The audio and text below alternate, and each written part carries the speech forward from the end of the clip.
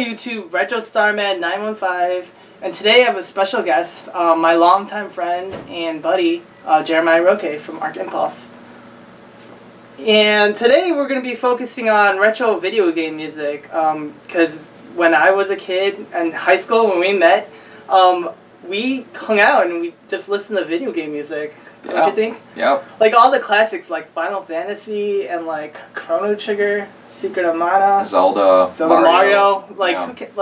And if you don't hear his stuff and think nostalgic back in the 90s, like, who are you? Like, this is part of what we do. Our video, like, you know, our childhood, our nostalgia factor. So, tell me a little bit about yourself, Jer. Hi, I'm Jer. Yeah.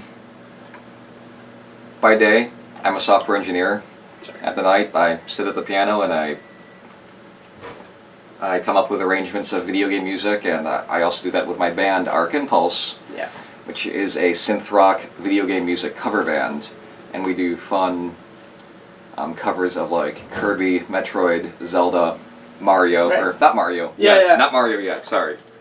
And we play around like anime conventions and video game conventions and sometimes bars around the city. Yeah, definitely. And like, how long have you guys been playing together? Well, we've been playing together, I think, with the current lineup for like around 4 years. 4 years? Wow. Yeah. And then before that, you had a different band called the Spoony Bards, correct? Yeah.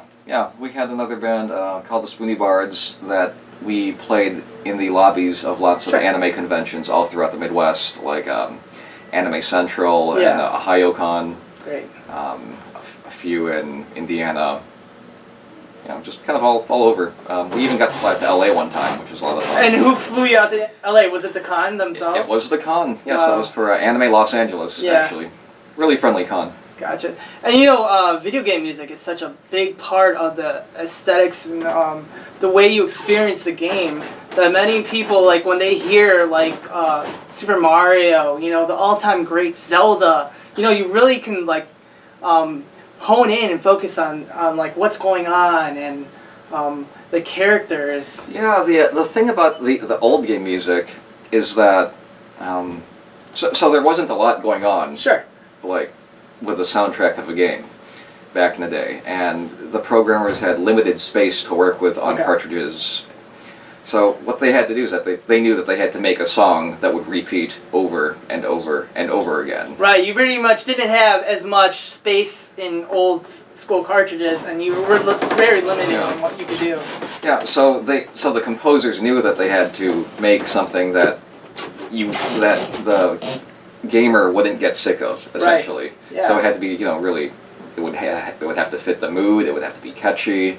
It would have to. You would have to be able to repeat and not get sick of the music. Yeah, pretty much. Yeah. I know that Koji Kondo, the composer for the Mario theme, he spent like, you know, if you listen to the song, it's not very long. I think it's like, it might be like 45 secods long or something like that. 45 seconds on, pretty much on repeat. Yeah, and it's just 3 different sections. They're each around 8 bars. Yeah. But he spent like months just making sure that every note was perfect on that song. Cool. And now everybody knows it. Yeah. And today actually, we're actually in the studio, and I pretty much brought the show here so you can sample some music. Oh, yeah. Yeah, what would you like to play for the audience? Oh, jeez. Sure. I haven't thought too much about this. And this will be pretty much just random improvisation. Yeah, I don't know. But what are you feeling here? Sure.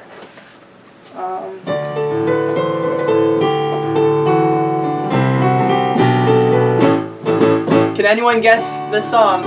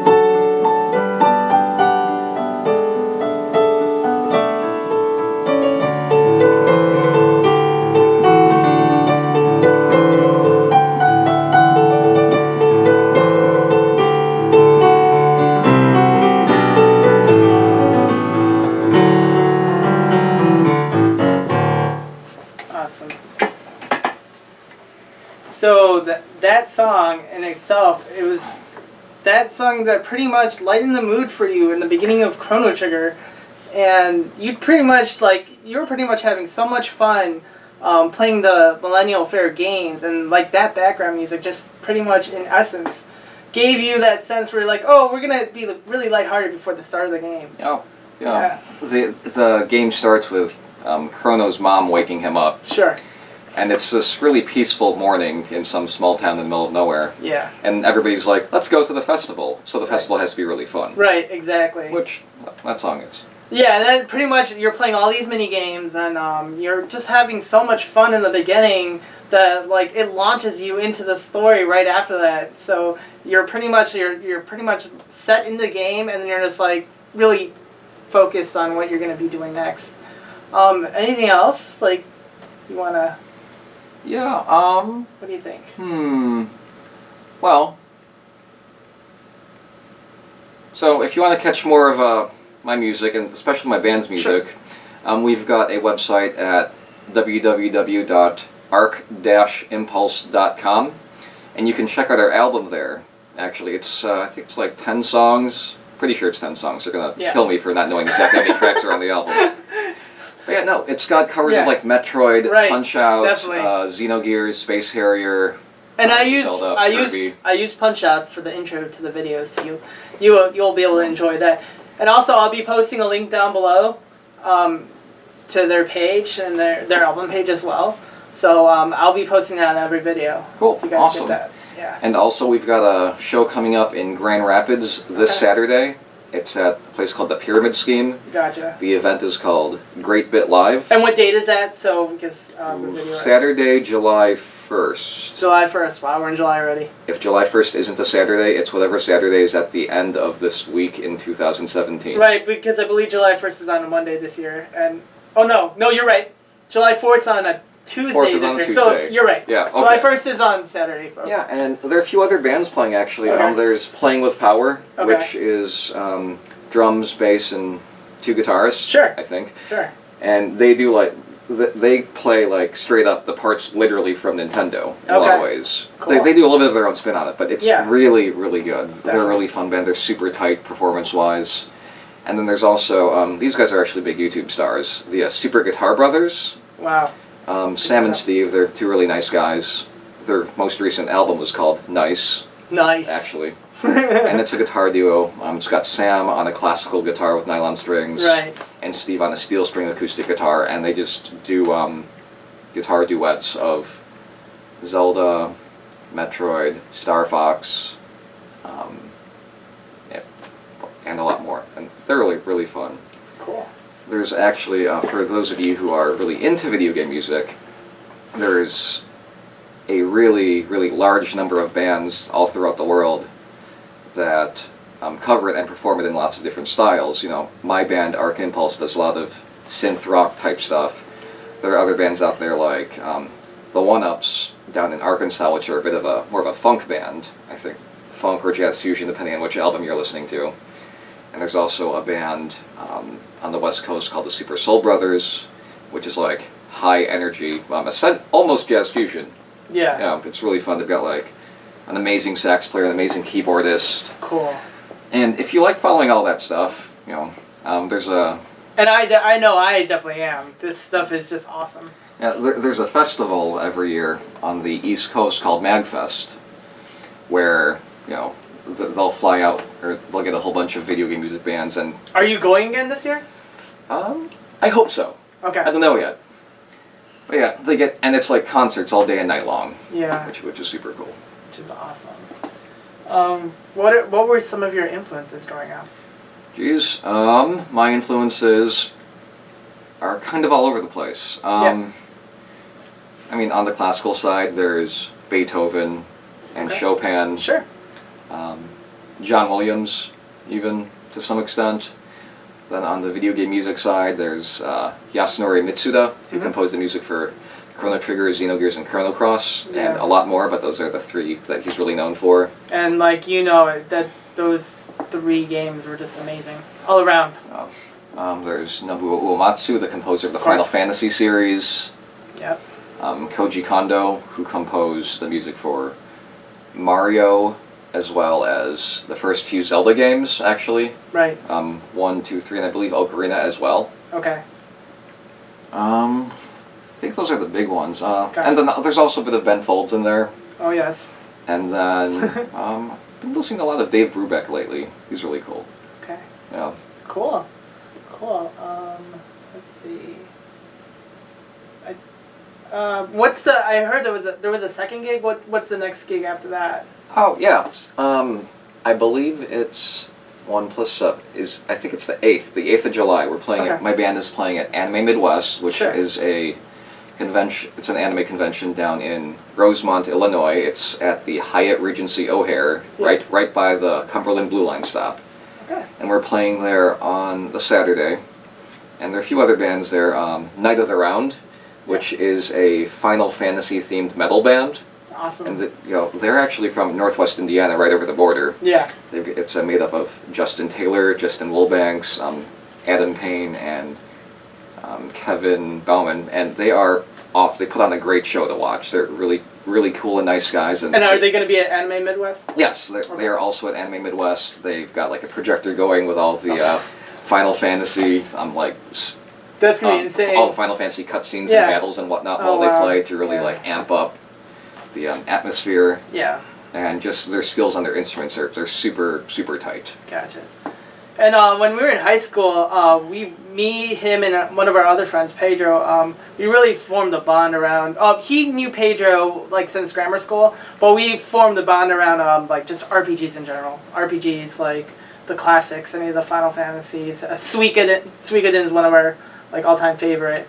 I think we all have a copy of 2. Yeah. Nobody knows what Suikoden is, Really? No. but it's. Suikoden 2 has got to be the best PlayStation 1 RPG of all time. And we got that in '98 when, of course, Final Fantasy VII was really popular at the time, and this one was just kind of snuck in there. Yeah. Not many people. That game is pretty rare nowadays. Yeah. As well. Suikoden 2. Yeah, I've seen sealed copies of that game go for $200 plus. Yeah. Easily. And then that's not to mention all the VGA collectors that want to grade them. Yeah. So you got copies running up to the thousands and stuff. Yeah. What's really interesting about Suikoden 2 in particular, or I guess the Suikoden series for the PlayStation 1, is that it's, even though most of the RPGs on PlayStation 1 had 3D models and Sure. pre-rendered backgrounds, Suikoden is all, except for the battles, they're entirely sprite based. Yeah.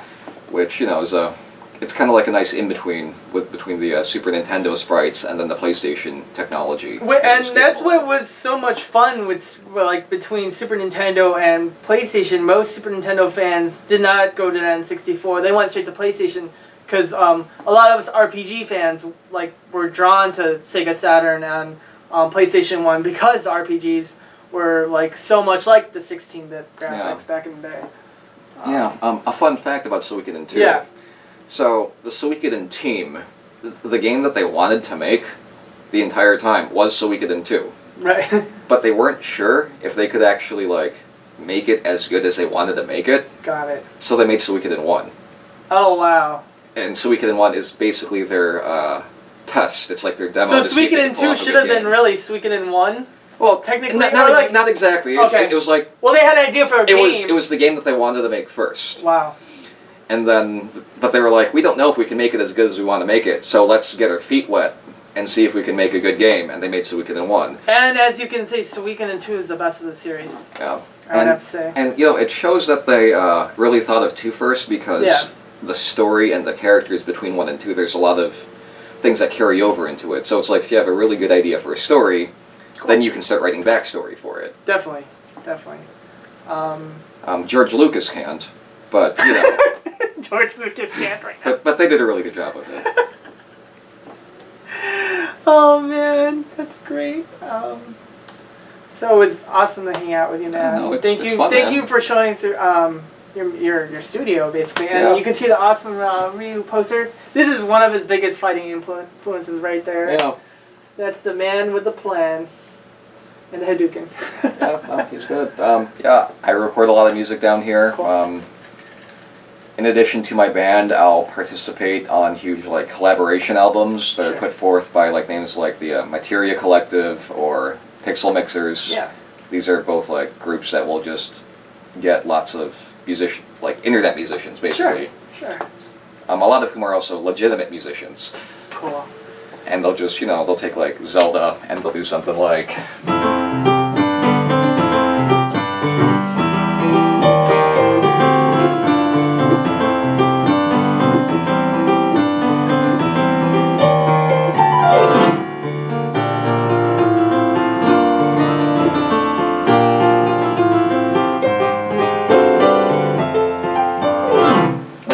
They'll take a song and they'll change it up and give you a new take on it, which is something I enjoy doing a lot. Any fans of the '90s, just you listen to that Zelda song and you're just drawn back in time almost to a melody. Oh. Well, Jeremiah, I hope we can get you back again on the show or the band anytime. It would be fun. It was great doing this with you and like showing the rest of YouTube what it's like to be part of like the music industry in terms of video games. Things you just like collaborating together with your fellow bandmates. Definitely. And thank you for having me. No problem. Okay. Awesome.